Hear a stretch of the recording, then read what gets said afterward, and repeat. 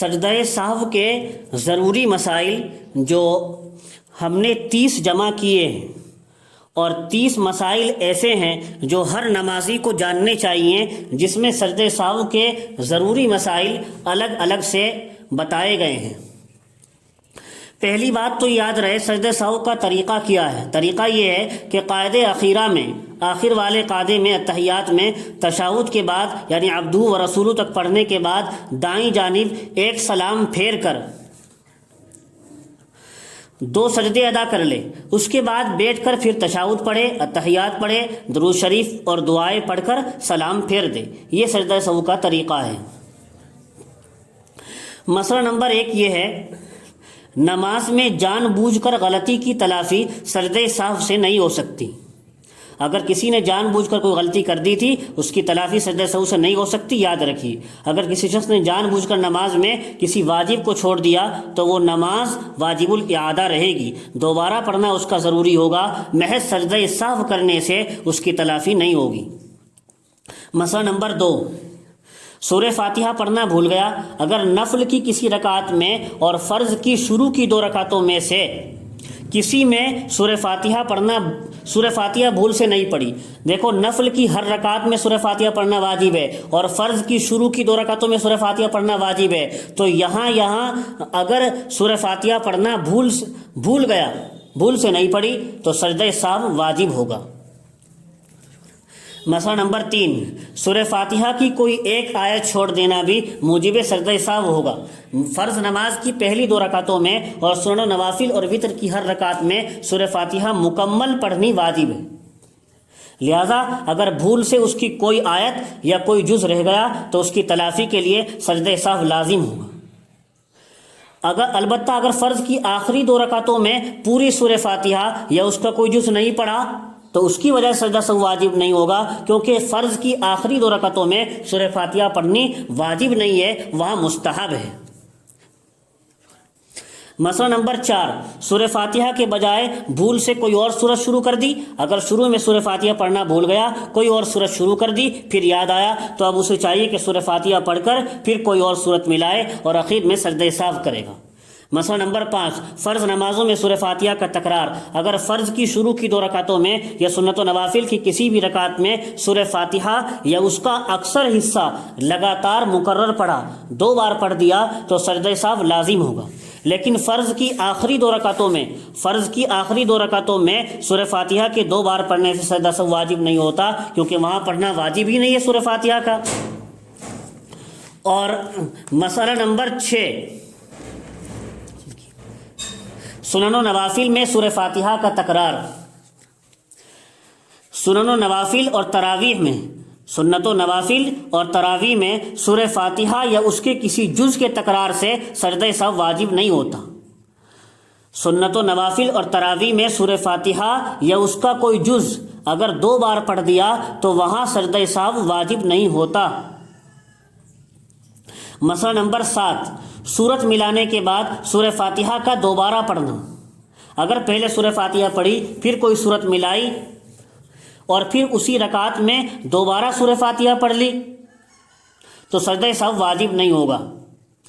مسئلہ نمبر 8، سورت ملائے بغیر رکوع میں چلا گیا تو کیا کرے؟ اگر کوئی شخص سورہ فاتحہ پڑھنے کے بعد سورت ملائے بغیر رکوع میں چلا گیا، پھر اس رکوع میں یا رکوع سے اٹھ کر اس بھول کا احساس ہوا تو اس پر لازم ہے کہ پہلے سورت ملا لے، پھر دوبارہ رکوع کرے اور اخیر میں سجدہ سہو کرے۔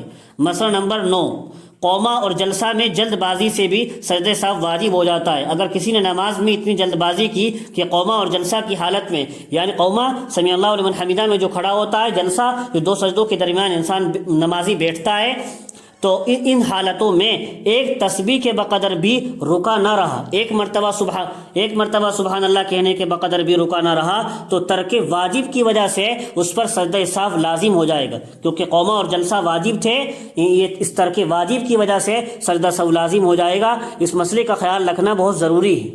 عام طور پر لوگ قوما اور جلسہ میں جلد بازی کر دیا کرتے ہیں۔ مسئلہ نمبر 10، کسی رکعت کا بھولا ہوا ایک سجدہ اگلی رکعت میں ادا کر لیا۔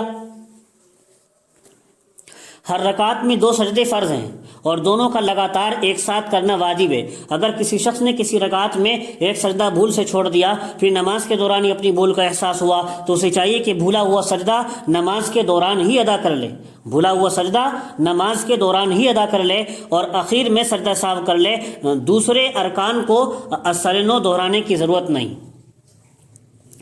مسئلہ نمبر 11، قعدے میں تشہد سے پہلے کچھ اور پڑھنا۔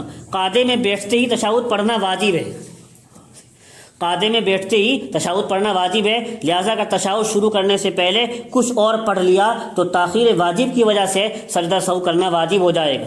مسئلہ نمبر 12، قعدے اولیٰ میں تشہد کے بعد درود پڑھ لینا۔ اگر فرض نماز کے قعدے اولیٰ میں پہلے قعدے میں تشہد پڑھنے کے بعد اتحیات پڑھنے کے بعد بھول سے درود شریف پڑھنا شروع کر دیا اور اعلیٰ آل محمد تک پڑھ لیا تو سجدہ سہو واجب ہو جائے گا، راجح قول اس میں یہی ہے۔ مسئلہ نمبر 13، تشہد کا کچھ حصہ چھوڑ دینا۔ اگر قعدے اولیٰ یا قعدے اخیرہ میں تشہد یا اس کا کچھ حصہ پڑھنے سے رہ گیا تو سجدہ سہو کرنا ضروری ہوگا۔ مسئلہ نمبر 14، قعدے اولیٰ میں تشہد کا تکرار۔ اگر فرض نماز کے پہلے قعدے میں اتحیات کو 2 بار پڑھ دیا تو تکرار واجب کی وجہ سے سجدہ سہو لازم ہو جائے گا۔ مسئلہ نمبر 15، قعدے اخیرہ میں تشہد کا تکرار۔ اگر دوسرے قعدے میں آخر کے قعدے میں تشہد یعنی اتحیات 2 مرتبہ پڑھ لی تو سجدہ سہو واجب نہیں ہوگا، کیونکہ پہلی مرتبہ پڑھنے سے واجب ادا ہو جائے گا اور دوسری مرتبہ پڑھنا یہاں ذکر شمار ہوگا جو قاعدے اخیرہ میں ممنوع نہیں ہے۔ مسئلہ نمبر 16، قاعدے اولیٰ کا بھولے سے چھوڑ دینا۔ اگر بھول سے قاعدے اولیٰ کرنے کے بجائے کھڑا ہو گیا تو جب تک کھڑے ہونے کے قریب نہ ہو لوٹ آئے، لیکن اگر نہیں لوٹا یا کھڑے ہونے کے قریب پہنچ کر لوٹا تو سجدہ سہو کرنا اس صورت میں لازم ہوگا، چاہے نماز فرض ہو یا نفل ہو۔ مسئلہ نمبر 17، اگر سری نمازوں میں جن میں قرأت آہستہ کی جاتی ہے، مثلا ظہر اور عصر کی نماز، ان میں 3 آیتوں یا ایک لمبی آیت کے بقدر قرأت زور سے کر دی تو سجدہ سہو لازم ہو جائے گا۔ مسئلہ نمبر 18، جہری نمازوں میں آہستہ قرأت کر دی۔ جن نمازوں میں زور سے قرأت کی جاتی ہے، امام نے بھول کر 3 آیتوں یا ایک لمبی آیت کے بقدر قرأت آہستہ کر دی تو ترک واجب کی وجہ سے سجدہ سہو وہاں بھی لازم ہو جائے گا۔ مسئلہ نمبر 19، اگر تشہد یا ثنا زور سے پڑھ لی، اتحیات یا سبحانک اللہم زور سے پڑھ لی تو سجدہ سہو واجب نہیں ہوگا۔ کسی شخص نے اتحیات، سبحانک اللہم، درود شریف یا تسبیحات زور سے پڑھ دی تو اگرچہ ایسا کرنا مناسب نہیں ہے، لیکن اس کی وجہ سے نہ تو نماز فاسد ہوگی اور نہ سجدہ سہو واجب ہوگا۔ مسئلہ نمبر 20، وطر میں دعائے قنوت کی تکبیر چھوڑ دی۔ اگر کسی شخص نے وطر میں دعائے قنوت بغیر تکبیر کہے شروع کر دی، دعائے قنوت بغیر تکبیر کہے شروع کر دی تو اس پر سجدہ سہو واجب ہوگا، کیونکہ تکبیر کہنا بھی واجب تھا۔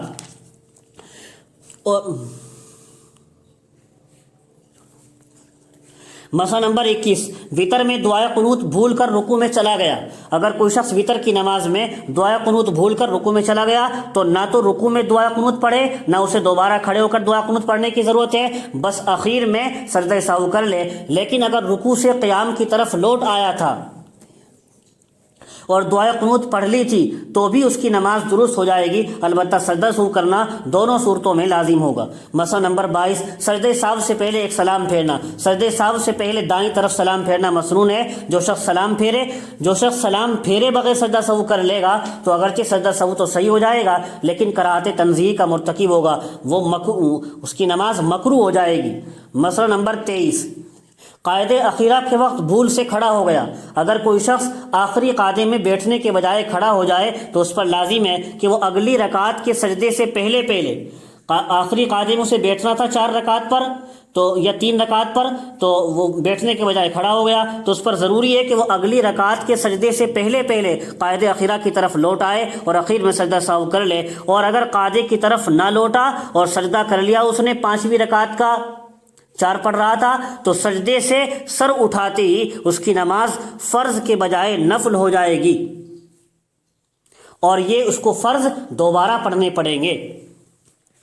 مسئلہ نمبر 24، آخری قاعدے میں سلام پھیرنے کے بجائے کھڑا ہو گیا۔ اگر کوئی شخص آخری قاعدے میں بیٹھنے کے بعد پھر تیسری یا پانچویں رکعت کے لیے کھڑا ہو گیا تو اس کا فرض تو ادا ہو گیا، لیکن اسے چاہیے کہ فوراً قاعدے کی طرف، آخری قاعدے کی طرف لوٹ آئے اور اخیر میں سجدہ سہو کر لے۔ اور اگر پانچویں رکعت کا اس نے سجدہ کر لیا، پانچویں رکعت کا سجدہ کر لیا تھا، تو صورت میں بہتر یہ کہ چھٹی رکعت کے ساتھ ملا لے تاکہ اخیر کی 2 رکعتیں نفل ہو جائیں، لیکن سجدہ سہو کرنا ہر صورت میں ہی ضروری ہوگا۔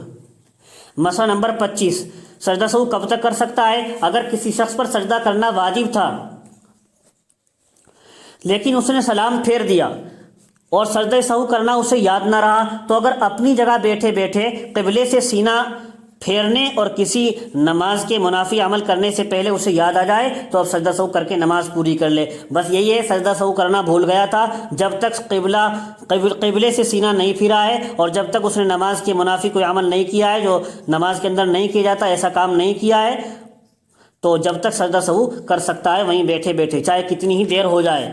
مسئلہ نمبر 26، قاعدے اولیٰ پر غلطی سے سلام پھیرنا۔ اگر کسی شخص نے مثلا ظہر کی 4 رکعت نماز کی نیت باندھی، پھر 2 رکعت پڑھ کر بھول سے سلام پھیر دیا، تو سلام سے وہ نماز سے خارج نہیں ہوا، اسے چاہیے کہ 4 رکعت پوری کر کے اخیر میں سجدہ سہو کر لے۔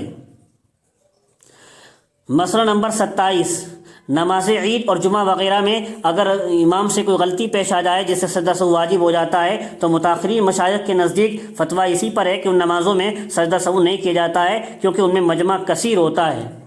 مسئلہ نمبر 28، ناواقف عوام کی نماز خراب ہونے کا قوی اندیشہ ہوتا ہے، اس صورت میں۔ مسئلہ نمبر 28، رکعتوں کی تعداد میں شک ہو جانا۔ اگر کسی شخص کو کبھی کبھار نماز کی رکعتوں کی تعداد میں شک ہو جائے، اسے چاہیے کہ نیت توڑ کر دوبارہ نماز پڑھے، اور اگر بار بار نماز میں شک ہو جاتا ہو تو غلبہ ظن پر عمل کرے گا، غور کر کے دیکھ لے کہ کتنا غالب گمان کتنی رکعت پر ہو رہا ہے، جتنی رکعت پر اس کو غالب گمان ہوتا ہے اتنی رکعت اس غالب گمان کے مطابق ہی عمل کرے گا۔ جتنی رکعت پڑھ لینے کا گمان غالب ہو اسی کو بنیاد بنا لے۔ اگر کوئی فیصلہ نہ کر سکے معمولی غور کرنے سے تو جتنی رکعت پڑھنے کا یقین ہو، مثلا 2 اور 3 میں شک ہے تو 2 کا پڑھنا یقینی ہے، بس اسی پر بنا کر لے گا۔ کوئی فیصلہ معمولی غور کرنے سے نہیں کر پایا تو 2 3 میں شک تھا، 2 مان لے گا، 2 ہو گئی ہیں، اور ساتھ میں آگے کی ہر رکعت پر قاعدہ کرے گا، ہو سکتا ہے یہ تیسری ہو سکتا ہے یہ دوسری ہو، اور اخیر میں سجدہ سہو بھی کرے گا۔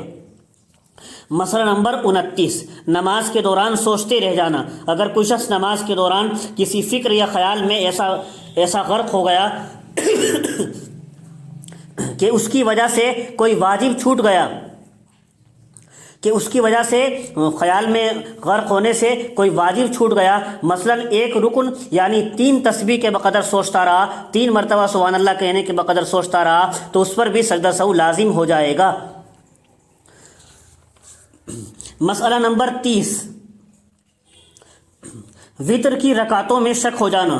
اگر نماز وطر پڑھتے ہوئے شک ہو جائے کہ دوسری رکعت ہے یا تیسری، تو اسے چاہیے کہ دعائے قنوت پڑھے اور پھر قاعدہ کرے۔ شک ہو رہا تھا یہ دوسری ہے تیسری، تو اسی دوسری میں ہی دعائے قنوت بھی پڑھے اور اس کے بعد قاعدہ بھی کرے، اتحیات بھی پڑھے، پھر اس کے بعد اگلی رکعت میں بھی دعائے قنوت پڑھے اور اخیر میں سجدہ سہو بھی کر لے۔ یہ حکم ہے شک ہو جانے کا، جبکہ کوئی فیصلہ بھی نہ کر پائے۔